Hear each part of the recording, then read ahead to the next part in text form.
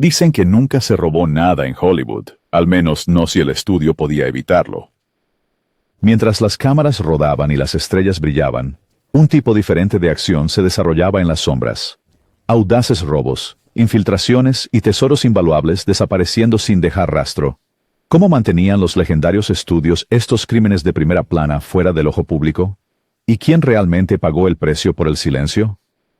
La verdad detrás de estos tesoros perdidos es mucho más extraña que cualquier cosa que la pantalla plateada haya imaginado. El escándalo del robo de joyas de David Niven. En el selecto mundo de la Edad Dorada de Hollywood, una glamorosa velada era tanto un símbolo de estatus como un Oscar en la repisa. El actor inglés, David Niven, con su encanto natural y modales impecables, era un anfitrión habitual de la élite de la colonia cinematográfica. Pero una fiesta en particular, a finales de los años 40, sería recordada no por su lista de invitados de primera categoría o los brindis con champán, sino por el robo que casi derribó reputaciones y cómo el estudio intervino para encubrir el desastre antes de que explotara en un escándalo. La mansión de Niven en Hollywood Hills fue el lugar del crimen, y la ocasión estuvo tan llena de estrellas como cualquier fiesta posterior a los premios de la Academia. Entre los invitados se encontraban jefes de estudios, actrices principales con pieles y diamantes, y directores cuyos nombres podían abrir cualquier puerta en la ciudad. A medida que avanzaba la noche, risas y música flotaban por el césped, hasta que, con los invitados distraídos, un ladrón desconocido atacó. Para cuando el sol salió sobre Mulholland Drive, varias piezas de joyería invaluables habían desaparecido. Brazaletes, anillos e incluso un collar heredado que había adornado los cuellos de la realeza. Lo que podría haber sido un robo común en cualquier otra ciudad, se convirtió en una bomba de tiempo en Hollywood. Las víctimas no eran solo socialites, eran las esposas y amantes de ejecutivos de estudio, financieros de cine, e incluso una gran estrella. El robo amenazaba con encender un polvorín de chismes sobre quién había estado presente, qué se había dicho y qué secretos podrían salir a la luz si la historia llegaba a la prensa. Algunos susurraban que el crimen fue un trabajo interno, tal vez incluso cometido por alguien en la fiesta. Los estudios, especialmente el estudio de Niven, se pusieron en acción. Sus solucionadores coordinaron con el Departamento de Policía de Los Ángeles, quienes, a cambio de un generoso favor, acordaron mantener los informes en silencio.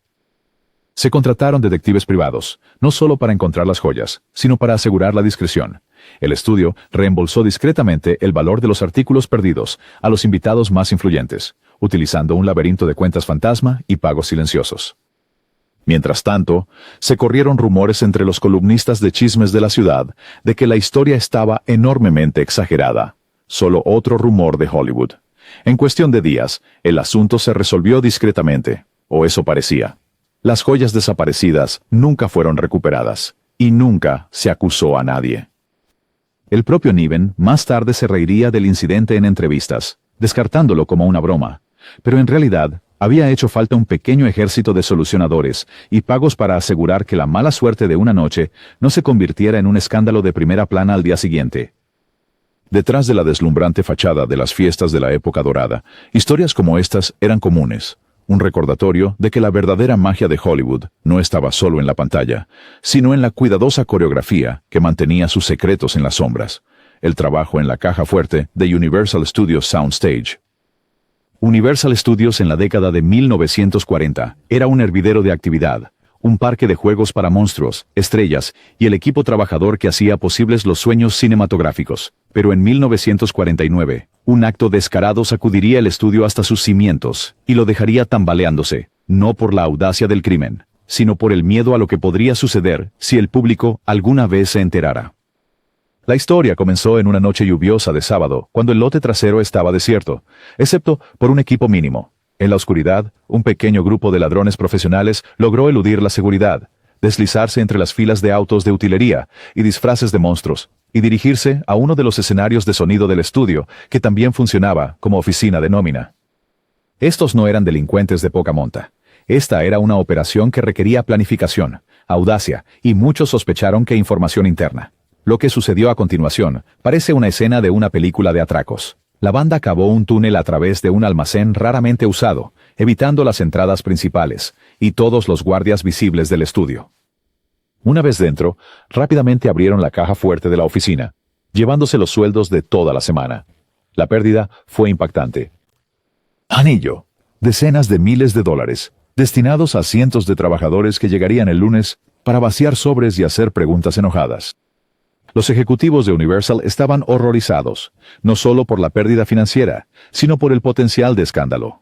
Con los sindicatos ya presionando por salarios más altos y la industria aún luchando contra el sentimiento anti-Hollywood en la prensa, la noticia de un robo masivo, especialmente uno que sugería ayuda interna, era una bomba de tiempo.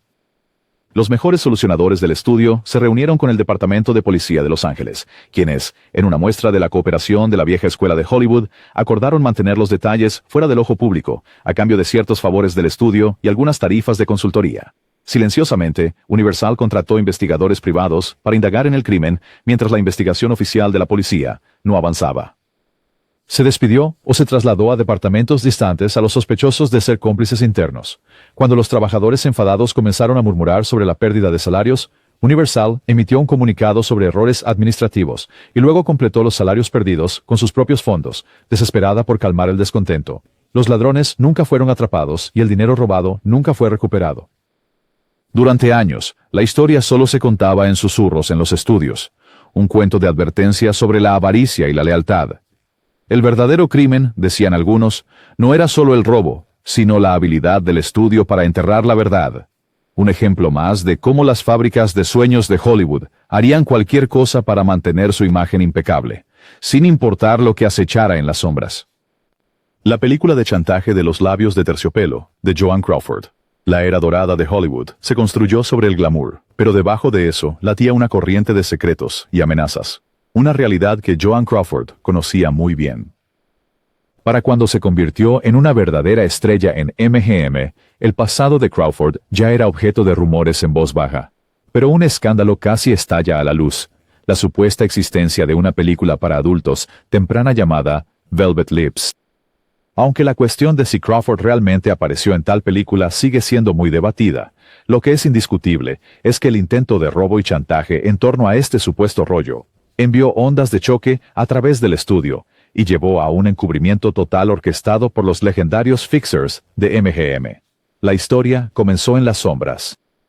En algún momento, a finales de la década de 1920, cuando la carrera de Crawford estaba comenzando a despegar, una figura misteriosa se acercó al departamento de publicidad del estudio con una película granulada que supuestamente mostraba a una Joan Crawford mucho más joven en escenas comprometedoras. Ya fuera real, falso o un montaje ingenioso, el metraje era lo bastante convincente como para ser peligroso. El momento no podía ser peor. Crawford estaba a punto de alcanzar el estatus de celebridad de primera categoría, y MGM la estaba promocionando como el epítome de la mujer estadounidense moderna. La amenaza era clara: un estudio rival, un tabloide o un criminal oportunista podrían destruirlo todo si el rollo se hacía público. Entran Eddie Mannix y Howard Strickling, los limpiadores del estudio. Rastrearon los movimientos del chantajista por Los Ángeles, empleando una mezcla de sobornos, intimidación y detectives privados. La misma Crawford se mantuvo fuera del ojo público mientras se intercambiaban negociaciones y amenazas en las sombras. Según biografías posteriores y entrevistas con personas internas de MGM, el estudio pagó una suma significativa, supuestamente más de $100,000, una cantidad enorme en la era de la depresión, para recuperar y destruir la película. Incluso se rumoreaba que el hermano de Crawford estaba involucrado, utilizando su conexión familiar para intentar extorsionar más dinero antes de que MGM lo detuviera. Pero el problema no terminó con la recuperación de la película. El estudio lanzó una campaña discreta para destruir cualquier copia secundaria, rastreando copias rumoreadas que aparecían en clubes privados y proyecciones clandestinas. Archivos del FBI e informes de investigadores privados sugieren que el departamento legal del estudio trabajó horas extra para intimidar a cualquiera que insinuara poseer una copia. En la prensa, Crawford negó ferozmente haber participado en tal proyecto, llamándolo pura invención. Aliados del estudio en los medios publicaron historias atacando la credibilidad del supuesto chantajista, pintándolo como un don nadie amargado en busca de dinero rápido. Hasta el día de hoy, la película Velvet Lips nunca ha salido a la luz, y los historiadores continúan debatiendo si realmente existió. Pero el verdadero impacto del escándalo fue en cómo Metro-Goldwyn-Mayer utilizó su poder para suprimir una amenaza, proteger a su estrella y moldear la narrativa. Para Joan Crawford, el encubrimiento fue un recordatorio. que en Hollywood la ilusión de pureza lo era todo, y el estudio no se detenía ante nada para defenderla. El robo de la estatuilla Oscar perdida de Columbia. Ganar un premio de la Academia era, y sigue siendo, el sueño máximo para cualquiera en la industria cinematográfica. Pero en los años 40 para Columbia Pictures, ese sueño tomó un giro extraño, cuando un atrevido robo en el lote del estudio dejó varias estatuillas de Oscar desaparecidas, y desencadenó un frenético encubrimiento, tras bambalinas, que nunca llegó a las columnas de chismes. Ocurrió justo después de los premios anuales de la Academia, cuando el último lote de estatuillas, bañadas en oro del estudio, recién otorgadas a sus actores, directores y artesanos, se exhibía orgullosamente en una vitrina cerrada, con llave, en el edificio ejecutivo. El escaparate era un símbolo de prestigio, no solo para los receptores, sino para Columbia misma. Un recordatorio visual de su creciente influencia en una ciudad durante mucho tiempo dominada por MGM y Warner Brothers. Pero un lunes por la mañana, cuando los ejecutivos llegaron al trabajo, encontraron el escaparate vacío, forzado con la cuidadosa precisión de alguien que conocía las rutinas de seguridad del edificio. Cundió el pánico. Para un estudio que vivía y moría por su reputación, la pérdida de no una, sino varias estatuillas de los Oscars era impensable. La Academia fue notificada discretamente y se inició una investigación interna de inmediato. La primera sospecha recayó sobre el personal descontento, tal vez un trabajador que se sentía menospreciado o un forastero con ayuda interna. Las apuestas eran enormes. Si la noticia se filtraba, sería una vergüenza pública para Columbia, sugiriendo tanto negligencia como vulnerabilidad. Peor aún, podría desencadenar un frenesí entre estudios rivales, columnistas e incluso la propia Academia. Los solucionadores del estudio trabajaban horas extras, interrogando discretamente a los empleados, examinando los registros de seguridad y enviando detectives privados de confianza a las casas de empeño de la ciudad y contactos en el submundo. ¿La solución? Columbia negoció con la Academia para hacer reemplazos discretos, estatuillas de Oscar recién acuñadas, emitidas sin fanfarria ni comunicados de prensa. Se les dijo a los destinatarios originales que guardaran silencio y el estudio discretamente pagó la factura de los reemplazos. Mientras tanto, la investigación señaló a un pequeño grupo de personal de mantenimiento con acceso a las llaves después de horas, pero nunca hubo suficiente evidencia para presentar cargos. Los sospechosos fueron despedidos silenciosamente, pagados o se encontraron transferidos a lugares distantes en el sistema del estudio. Las estatuillas robadas nunca fueron recuperadas, alimentando años de rumores sobre lo que les pasó. Algunos afirmaron que aparecieron en colecciones privadas en el extranjero. Otros susurraban que fueron fundidas por su oro. Pero oficialmente, el robo nunca ocurrió. La Academia guardó silencio. Los destinatarios continuaron con sus carreras, y la imagen pública de Columbia nunca vaciló. En una ciudad obsesionada con las apariencias, el verdadero crimen no fue el robo. Fue la asombrosa habilidad del estudio para borrarlo de la memoria. La historia de los Oscar perdidos se convirtió en otro capítulo de la historia no escrita de Hollywood, donde el verdadero drama se desarrolló lejos de las brillantes luces del escenario. Los grandes robos en el almacén de utilería. En los días de gloria del sistema de estudios, los almacenes de utilería de Hollywood eran verdaderos tesoros llenos de disfraces invaluables, joyería antigua, armamento elaborado y decorados de todas las épocas imaginables. Estos almacenes representaban millones de dólares en activos e incontables horas de artesanía. Y sin embargo, comenzando en la década de 1940 y extendiéndose bien entrada la de 1950, una serie de robos sistemáticos arrasó con los departamentos de utilería de los estudios más grandes de Hollywood. A diferencia de los espectaculares robos que hacían titulares, estos eran trabajos internos llevados a cabo lenta y silenciosamente a lo largo de los años, y los estudios, aterrados por la mala prensa y los problemas sindicales, hicieron todo lo posible por encubrir lo que equivalía a uno de los robos de mayor duración en Hollywood. La magnitud del robo era impresionante. Con el tiempo, trajes originales de películas como Las aventuras de Robin Hood o Ben-Hur, coronas incrustadas de gemas, espadas de aspecto antiguo e incluso utilería tan icónica como réplicas del halcón maltés, simplemente desaparecieron. Cuando los auditores comenzaron a cuestionar discrepancias en el inventario, las excusas iban desde perdido en el envío hasta dañado irreparablemente. Pero la verdad era mucho más embarazosa. Los equipos, almaceneros e incluso un puñado de diseñadores de sets de confianza estaban desviando la historia de Hollywood pieza por pieza y vendiéndola a coleccionistas adinerados. tiendas de antigüedades y el floreciente mercado negro de recuerdos. El primer instinto del estudio fue la autopreservación. Los ejecutivos temían que exponer los robos no solo los avergonzaría ante la prensa y el público, sino que también provocaría inquietud laboral, ya un tema sensible con el aumento de la sindicalización tras la guerra.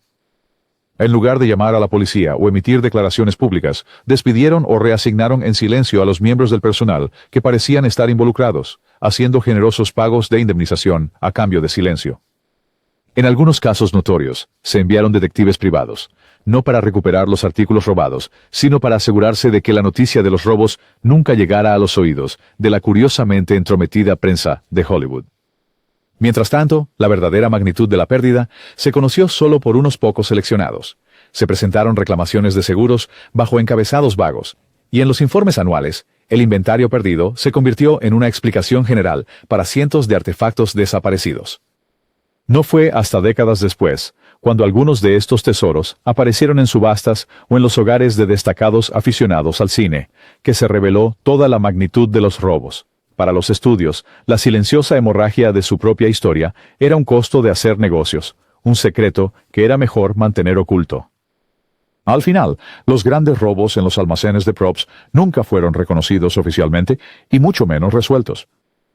La capacidad del estudio para gestionar la historia, para convertir una crisis de toda la industria en un susurro entre los entendidos, fue quizás el mayor truco de magia de la edad de oro de Hollywood.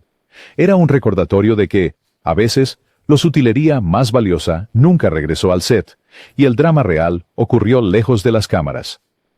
El robo de joyas del vestuario de Lo que el viento se llevó. Pocas películas capturaron la imaginación del público como Lo que el viento se llevó, y los vestuarios, particularmente las deslumbrantes joyas de Scarlett O'Hara, se volvieron legendarios por derecho propio. Pero detrás de escena, se desarrolló uno de los robos más audaces de la Edad de Oro, uno que solo saldría a la luz muchos años después. Las piezas de joyería originales, que habían adornado los cuellos y muñecas de Vivien Leigh y Olivia, de Havilland, fueron robadas de la bóveda de MGM y reemplazadas con falsificaciones hábilmente elaboradas, un cambio tan sutil que engañó a casi todos. Sin embargo, el escándalo nunca se hizo público, ya que MGM decidió enterrar silenciosamente el robo en lugar de arriesgarse a dañar el legado de la película o la reputación del estudio. La historia comenzó inmediatamente después del enorme éxito de la película. MGM, entendiendo el valor futuro de los accesorios y vestuarios, los almacenó en una bóveda altamente segura, creyendo que estarían a salvo tanto del tiempo como de la tentación.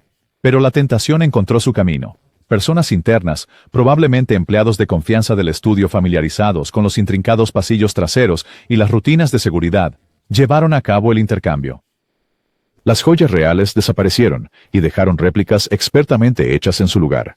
Cuando las piezas se exhibieron más tarde para eventos benéficos o promocionales, ni siquiera los archivistas del estudio sospecharon el engaño. Los ejecutivos de MGM se sintieron mortificados cuando, a través de un tasador externo, la verdad finalmente salió a la luz. La joyería era un vidrio de disfraz sin valor, no las gemas preciosas que habían asegurado por una pequeña fortuna. Se convocó una reunión de emergencia y la noticia se mantuvo estrictamente confidencial. Solo los altos mandos, asesores legales y un puñado de personal de confianza lo supieron. No hubo informe policial, ni comunicado de prensa, y ciertamente ninguna mención en las revistas de fans que documentaban meticulosamente cada detalle del legado de Lo que el viento se llevó. En cambio, MGM tomó una decisión interna. La pérdida se contabilizaría discretamente, y el público no se enteraría. El seguro fue cobrado discretamente bajo el pretexto de pérdida accidental, y para desviar la sospecha, el estudio comenzó a enfatizar la historia de que todas las joyas de la película eran de utilería, nunca realmente valiosas desde el principio. Cualquier miembro del personal que hiciera demasiadas preguntas era reasignado, y los registros del incidente desaparecieron en archivos confidenciales. Hasta el día de hoy, algunos creen que las verdaderas joyas de Scarlett residen en colecciones privadas, apareciendo ocasionalmente en subastas secretas por el precio adecuado. El engaño de las joyas de vestuario de Lo que el viento se llevó sigue siendo uno de los más impresionantes trucos de Hollywood, un deslumbrante crimen, oculto para siempre detrás del telón de terciopelo, donde la apariencia siempre importó más que la realidad. Malversación de fondos en el comedor del estudio. Warner Brothers. Años 1930. En el bullicioso apogeo de la ciudad. En la década de 1930, Warner Brothers Studios era una ciudad por sí misma. Detrás de la fachada brillante de las estrellas de marquesina y las exitosas películas de gángsteres había todo un ecosistema. Constructores de escenarios, vestuaristas, conductores y, en el centro de todo, el famoso comedor de Warner Brothers. Este era el corazón palpitante del estudio, un centro social donde leyendas y extras por igual compartían café y bistecs. Pero bajo el ruido de los cubiertos se estaba tramando un astuto crimen justo bajo las narices de los ejecutivos del estudio. Durante años, un gerente confiable de la cafetería malversó miles de los ingresos diarios, y el estudio, desesperado por evitar un escándalo, discretamente lo ocultó bajo la alfombra. La estafa era simple, pero efectiva. Cada día, la cafetería recaudaba una pequeña fortuna gracias al flujo interminable de trabajadores, actores y personalidades del estudio. El dinero cambiaba de manos rápidamente, y los registros en papel eran fáciles de manipular en una era predigital. El gerente, desde hace mucho tiempo considerado leal e indispensable, se aprovechó de la confianza del sistema. Pequeñas cantidades desviadas desde el principio. Primero unos cuantos dólares, luego cientos, después miles, que se acumulaban con el tiempo. Cuando se notaron escaseces ocasionales, se atribuyeron a errores de contabilidad o pérdidas de inventario. El punto de inflexión llegó cuando se contrató a una nueva contable como parte de un esfuerzo del estudio por aumentar la eficiencia. Al revisar años de registros, comenzó a ver el patrón, discrepancias que se remontaban a un individuo. Ante las crecientes pruebas, los ejecutivos de Warner Brothers convocaron una reunión secreta. Estaban horrorizados, no solo por la suma involucrada, que supuestamente ascendía a decenas de miles, una cifra enorme en dólares de la era de la depresión, sino por lo que un escándalo público podría significar para la imagen del estudio y las relaciones laborales. En lugar de arriesgarse a titulares que dijeran malversación en Warner Brothers e incendiar la indignación del sindicato, el estudio optó por el control de daños. El gerente de la cafetería fue despedido discretamente, con un generoso paquete de indemnización y una advertencia severa. No se presentó un informe policial.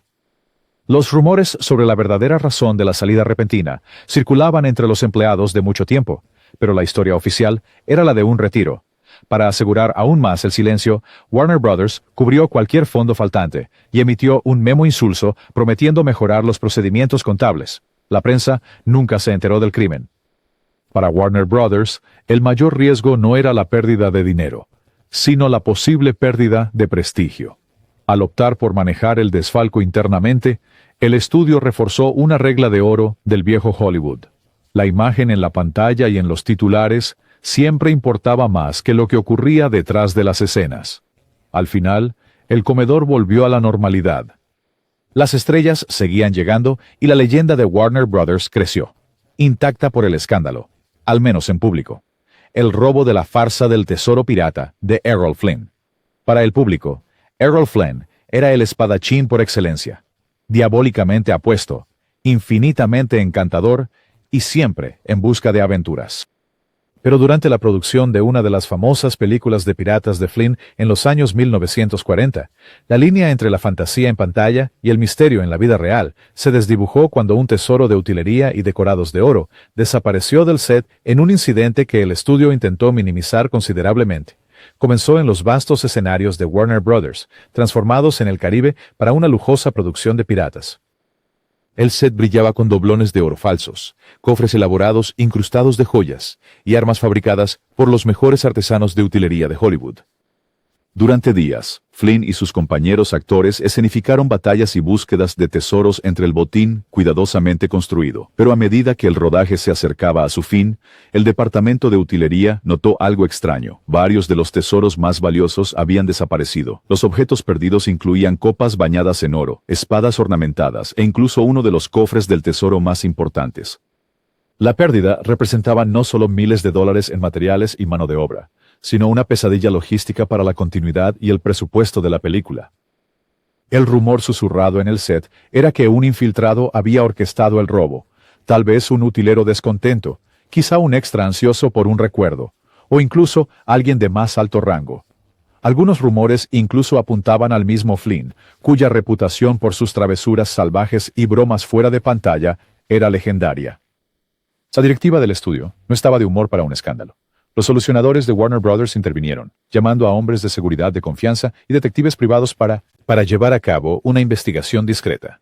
Para el público, e incluso para muchos en el elenco y el equipo, la explicación oficial era que los accesorios perdidos se habían extraviado o dañado en almacenamiento. En privado, un puñado de miembros del personal fueron despedidos discretamente o reasignados, y el estudio reemplazó los objetos perdidos con duplicados hechos apresuradamente para terminar la película a tiempo.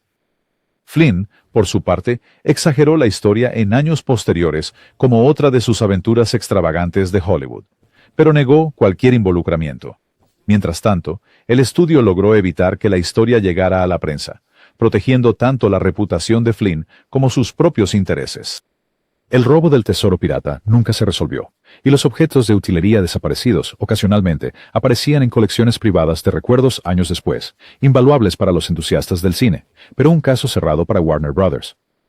Al final, el incidente se convirtió en solo otro relato colorido de la era salvaje y no regulada de Hollywood clásico, una época en la que las estrellas y los sinvergüenzas a menudo compartían el mismo protagonismo, y los estudios podían enterrar casi cualquier secreto, por más brillante que fuera. El incendio en la bóveda de películas de Fox y las acusaciones de fraude de seguros, 1937. En 1937, un desastre golpeó a Fox Film Corporation que se recordaría por su destrucción, pero también por los rumores y encubrimientos que le siguieron. El incendio del almacén de películas de Fox, que incineró miles de negativos y copias originales de la era del cine mudo de Hollywood, fue oficialmente atribuido a la naturaleza altamente inflamable de la película de nitrato. Sin embargo, desde el momento en que las cenizas se asentaron, comenzaron a circular rumores sobre fraude de seguros, sabotaje interno y encubrimiento por parte del estudio, añadiendo otra capa al misterio y la pérdida. El incendio fue una catástrofe para la industria cinematográfica. Estalló sin previo aviso, alimentado por el material cinematográfico de nitrato almacenado dentro. Para cuando los bomberos llegaron, la bóveda estaba envuelta en llamas tan calientes que deformaron las vigas de acero y enviaron humo tóxico por toda la ciudad. Se perdieron cientos de películas mudas, obras maestras, proyectos olvidados y noticiarios raros, representando una pieza insustituible de la historia cinematográfica. Los ejecutivos de Fox lamentaron públicamente la pérdida, expresando indignación y prometiendo restaurar lo que pudiera ser restaurado. Pero incluso mientras los estudios emitían declaraciones de tristeza, los ajustadores de seguros estaban tomando inventario en silencio de lo que realmente se había perdido. La cantidad reclamada en seguros, millones de dólares en dinero de hoy, fue reveladora.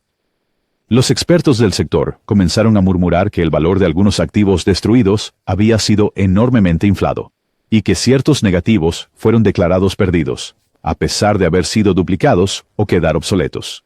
Enfrentándose a vientos financieros adversos durante la depresión, se beneficiarían enormemente de un gran pago de seguro.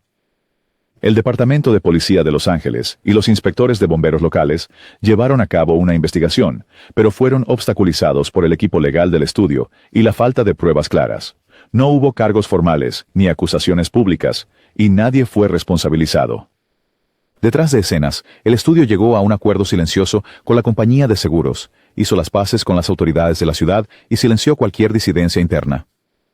Empleados que plantearon preguntas sobre inventarios faltantes o registros sospechosos pronto se encontraron transferidos o despedidos.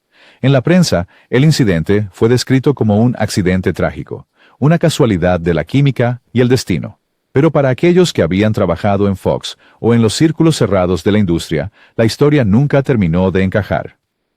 Algunos aún creen que el incendio fue provocado intencionalmente, ya sea como un intento desesperado de cobrar el seguro o para destruir pruebas de tratos sospechosos del estudio.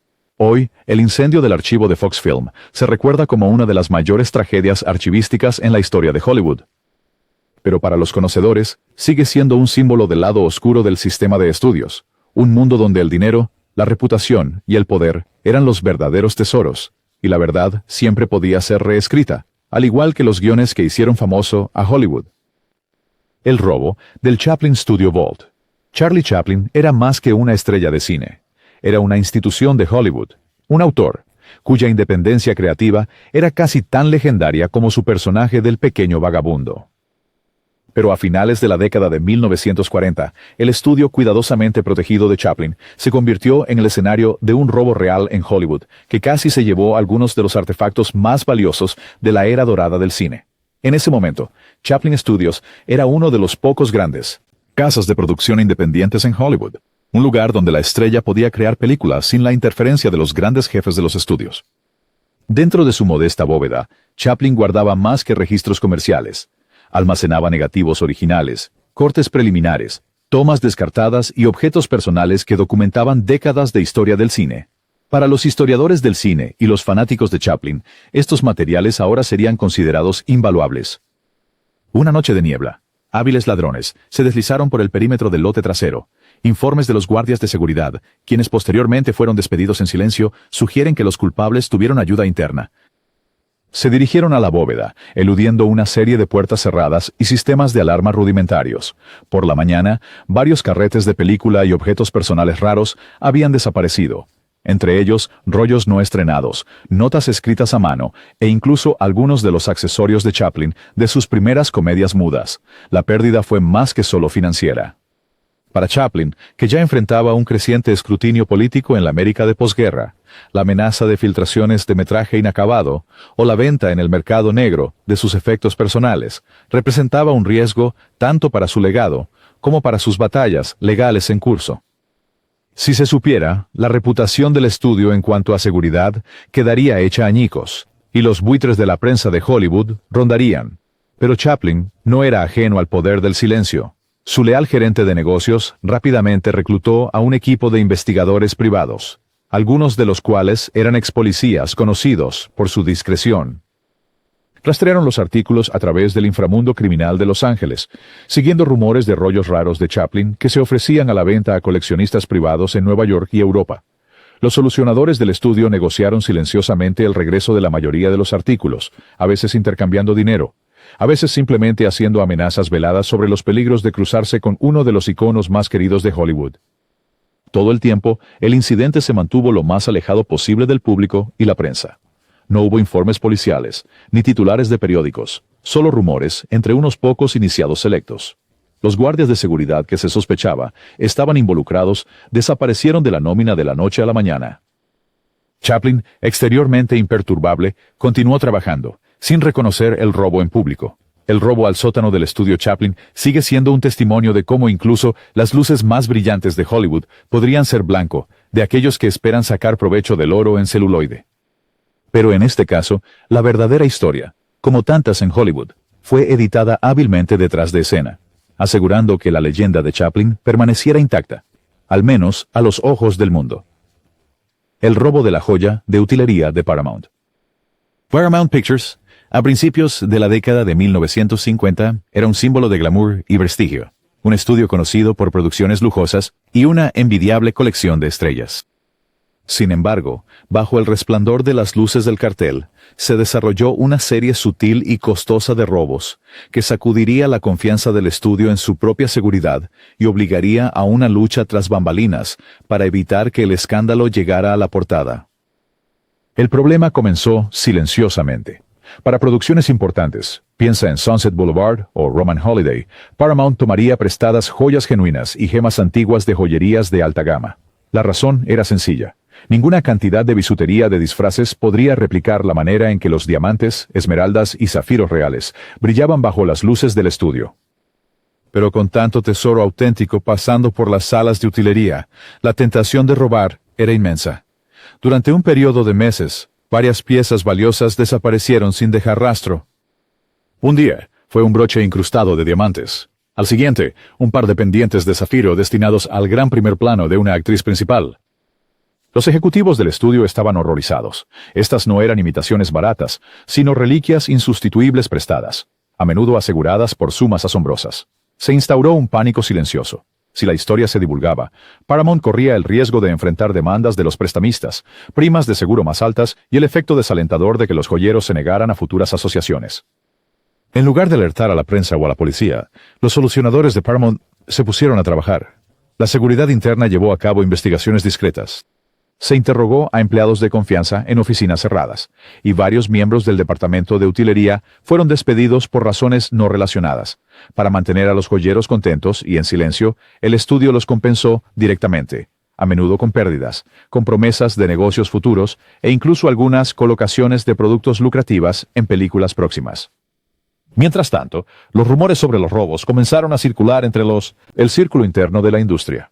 Algunos sugirieron un trabajo interno orquestado por un encargado de utilería con conexiones al inframundo. Otros culparon a la red de extras y actores secundarios con acceso al set. Ocasionalmente, una pieza reaparecía en una venta privada en una mansión o en la colección de una socialité misteriosa, solo para ser recuperada discretamente por el equipo legal del estudio. Pero para el público, la historia nunca existió. La crisis de robo de joyas de Paramount fue efectivamente borrada de la historia. No hubo titulares, ni juicios, ni daño a su brillante reputación.